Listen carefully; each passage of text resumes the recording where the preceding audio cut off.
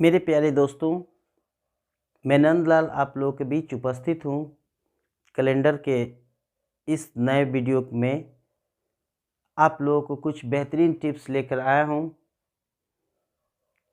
जो zero level से लेके हमारे 4 क्लास के स्टूडेंट से लेके आईएएस रैंक तक कैलेंडर की कोई भी प्रॉब्लम को वीडियो के माध्यम से आप लोग दूर कर सकते हैं। अगर वीडियो अच्छा लगे तो आप लोग कमेंट ज़रूर कीजिएगा। तो चलिए स्टार्ट करते हैं। कैलेंडर को मैं 4 लेवल में बांटा हूँ।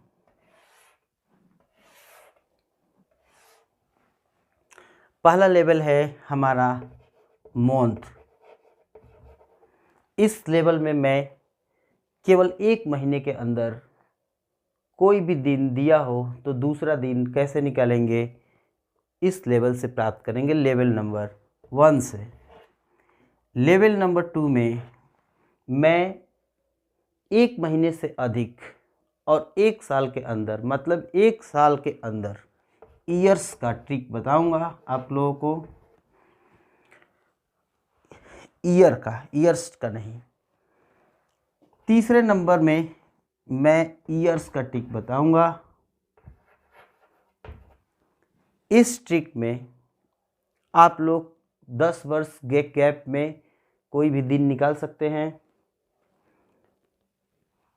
और मेरा चौथा जो आईएएस लेवल का ट्रिक है, उस ट्रिक में आप कोई भी दिन आपको दिया जाए 4 साल पहले या 400 साल पहले या 4 साल बाद या 400 साल बाद, या ये कहा जाए कि आप 15 अगस्त 1947 को कौन सा दिन था निकालिए, 26 जनवरी 1950 को कौन सा दिन था निकालिए, तो आपको इस ट्रिक के माध्यम से आप निकाल पाएंगे इसको। तो बने रहिए हमारे इस चैनल में, और नए व्यूअर्स हैं तो हमारे चैनल को सब्सक्राइब करना ना भूलें, क्योंकि ये सीरीज आपको जीरो लेवल से आईएएस लेवल के क्वेश्चन को सॉल्व करने में मदद करती है। इसमें हम लोग कोई भी एनी डेज, कोई भी दिन हम लोग निकाल सकते हैं। तो ध्यान दीजिए, एक बार और आपको याद दिला दूं, मंथ में 1 महीने के अंदर, ईयर में 1 साल के अंदर, ईयर्स में आपको 10 साल, 5 साल, 4 साल, 3 साल, 2 साल, इस टाइप के। और एनी डेज में आप कोई भी दिन है आपका, अगर बर्थडे का डेट पता हो तो आप डे निकाल सकते हैं। ये बहुत ही इम्पोर्टेंट आईएएस लेवल तक का ट्रिक है। तो चलिए स्टार्ट करते हैं लेवल वाइज। तो हमारा लेवल नंबर 1,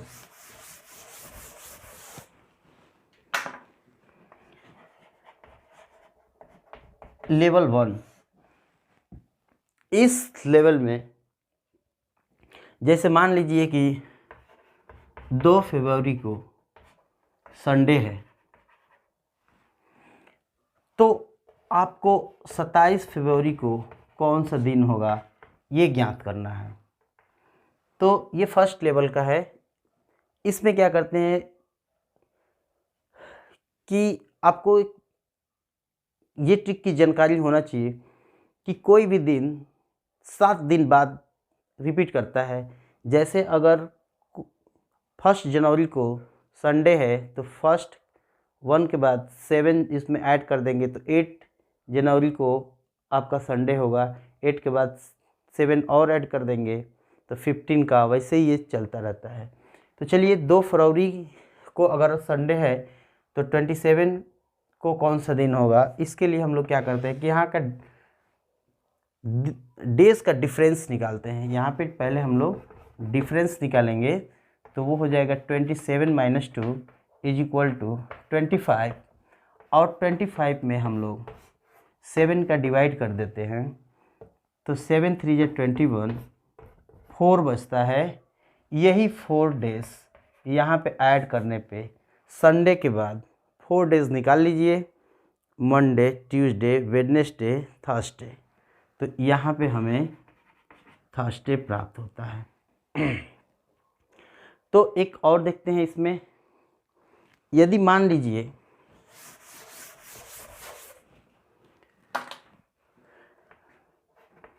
कि 10 मार्च को सैटरडे है, तो उसी महीने में 28 मार्च को कौन सा दिन होगा। तो इसमें क्या करते हैं हम लोग, यही ट्रिक है, इसका डिफरेंस निकालिए। पहले डिफरेंस निकालेंगे तो 28 माइनस 10 इज इक्वल टू 18, और इस 18 में 7 का डिवाइड कर देते हैं, तो यहाँ पे हमको 4 डेज मिलता है। यही 4 डेज यहाँ पे आगे बढ़ जाते हैं। तो after Saturday, Sunday, Monday, Tuesday, Wednesday, तो ये दिन हमें वेडनेसडे प्राप्त होता है। तो पहला लेवल हमारा क्लियर होता है। अब हम चलते हैं सेकेंड राउंड में। सेकेंड राउंड में क्या क्या चीज़ें हमें ज़रूरी है, तो सेकेंड राउंड में लेवल नंबर 2, इस लेवल में हम लोग 1 साल के अंदर कोई भी डेट दिया हो तो हम उसका डे निकाल लेते हैं 2 लेवल में। बहुत ही ये भी ट्रिक बहुत इम्पोर्टेंट है। इसके लिए आपको एक छोटा सा ट्रिक समझना पड़ेगा।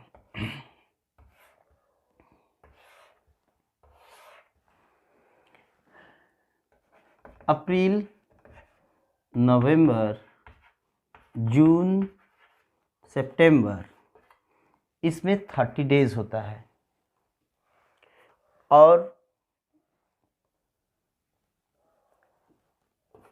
फरवरी में आपका 28 और 29 डेज होता है, और बाकी जितने भी हैं रिमेनिंग मंथ, शेष मंथ जो भी बचे हुए हैं वह 31 डेज का होता है। तो इसमें सबसे पहले हम लोग ट्रिक के द्वारा अगर समझेंगे तो 30 में अगर हम यहाँ पे, ये हमारा ऑड डे का खेल है।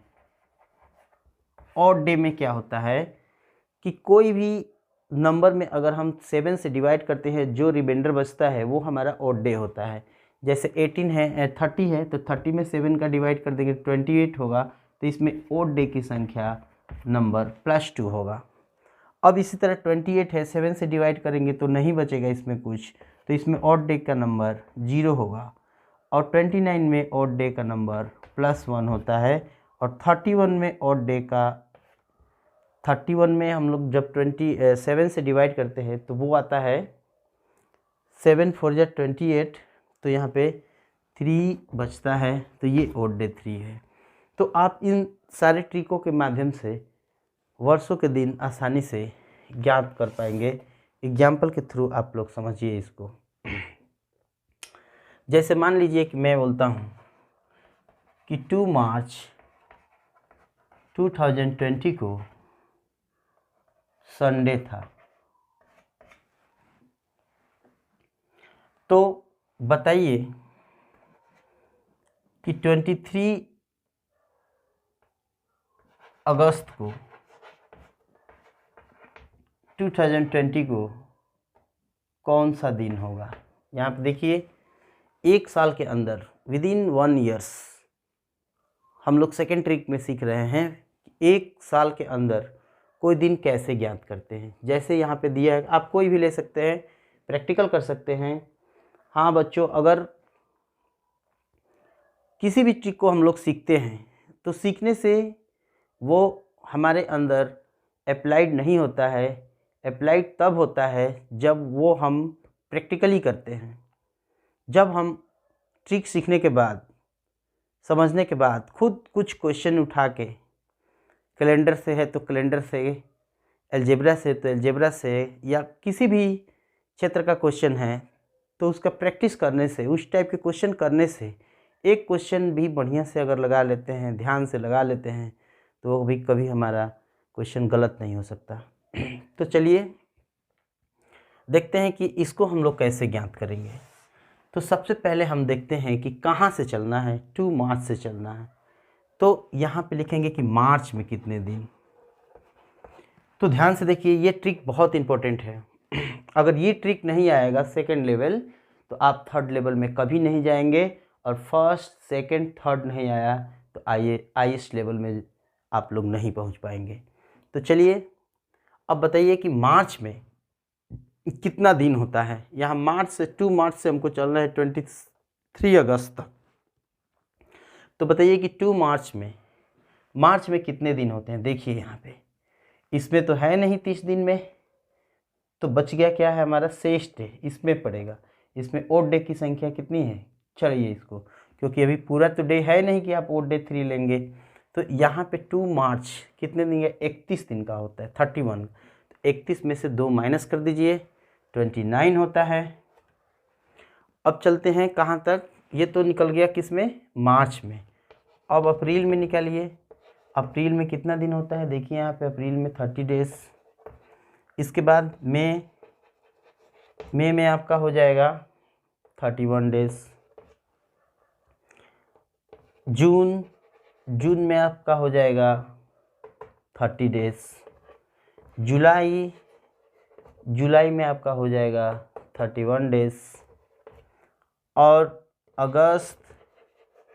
अगस्त में आपको 23 डेज तक ही जाना है आपको यहाँ पे। देखिए, तो आप जैसे जैसे आगे बढ़ते जाएंगे, यहाँ से स्टार्ट करना है। अब देख लेना है कि मार्च में 2 है, तो मार्च में पूरा दिन कितना होता है, तो यहाँ पे 31 होता है। 31 में से 2 माइनस कर दिए, 29 हो गया। इस प्रकार सारे दिन अगस्त में देखिए लास्ट में हमारा 23 है।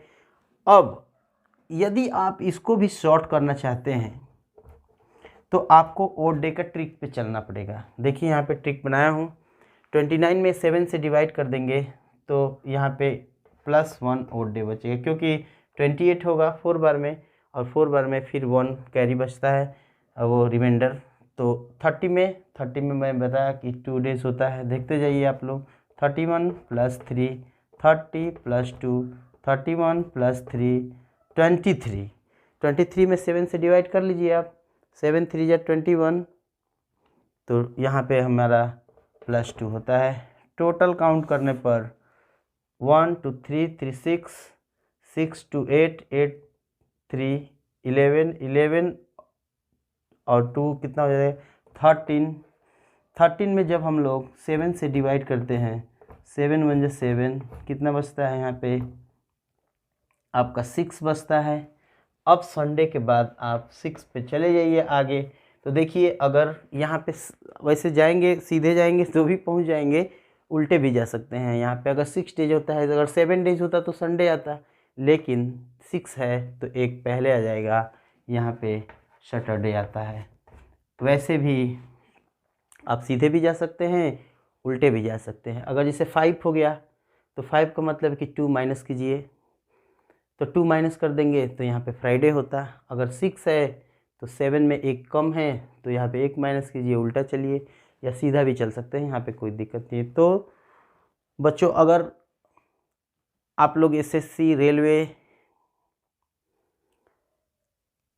किसी भी कॉम्पिटिटिव एग्जाम की तैयारी कर रहे हैं जिसमें अर्थमेटिक है, कैलेंडर है, या ऐसे सारे वीडियो आप लोगों को हमारे चैनल पे मिलता रहेगा।